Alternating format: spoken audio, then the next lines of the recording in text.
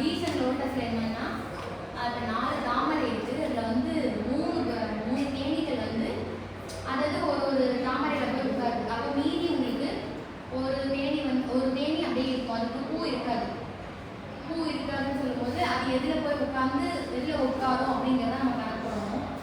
4 தேனி வந்து 3 பூவில் போய் உட்காந்துச்சு. அப்போ மீதியம் நமக்கு ஒரு பி வந்து பேலன்ஸ் இருக்கும்.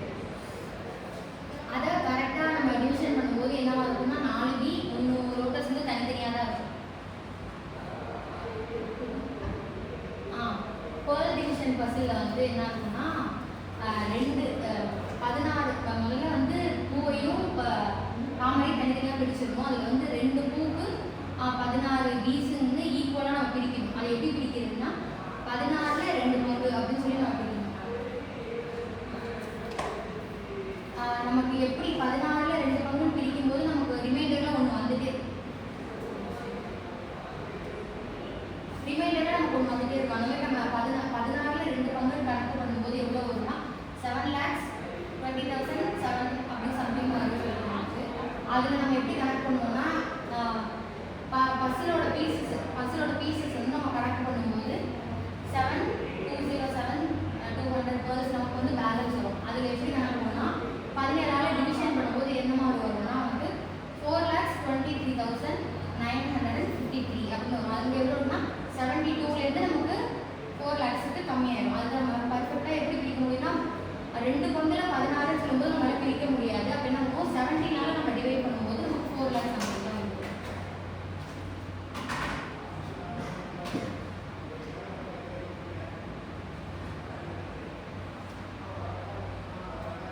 பேர்ல்ஸ் ரிமைண்டர்லேயும் அதே தான். அது அந்த முத்துக்கள் கணக்கு தான். இதில் 16ல் 2 பங்கு நம்ம பிரிக்க வேண்டியது இருக்கு.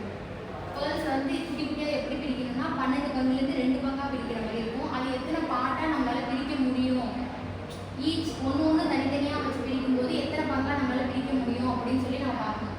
அப்போ நம்ம எத்தனை பிரிக்கலாம் அப்படின்னா 13 பங்காக ஈக்குவலாக பிரிக்கும்போது 13ஆக பிரிக்கலாம். ஒன்று வந்து நமக்கு பேலன்ஸ் வந்துட்டே இருக்கும். 13ஆக பிரிக்கும்போது நமக்கு ஒன்று பேலன்ஸ் வந்துட்டே இருக்கும்.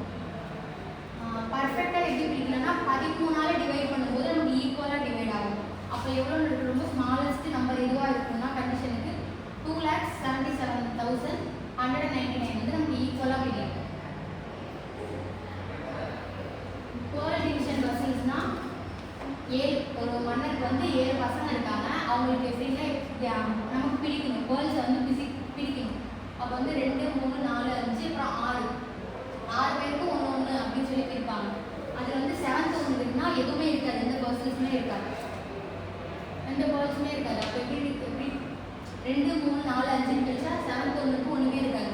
அது எப்படி நம்ம இந்த கண்டிஷனை சாட்டிஸ்ஃபை பண்ணலாம்னா ஸ்மாலஸ்ட் நம்பர்லேருந்து எப்படின்னா 2, 3, 4, 5, 6, 7 அப்படின்னு ஸ்மாலஸ்ட்லேருந்து நம்ம பிரித்தோம்னாக்க செகண்ட் சனுக்கு எவ்வளோ வரும்னா பிரிக்கும்போது 301 பேர்ல்ஸில் பிரிக்கும்போது எவ்வளோ வரும்னா 150 வந்துடும்.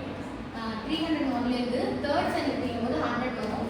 ஃபோர்த் சனுக்கு பிரிக்கும்போது 75, ஃபிஃப்த் ஒனுக்கு 60, சிக்ஸ்த் ஒனுக்கு 15 வரும். அப்போ இதெல்லாம் போக பேலன்ஸ் நமக்கு 7th ஒன்று எவ்வளோ வரும்னா 43 பேலன்ஸ் இருக்கும்.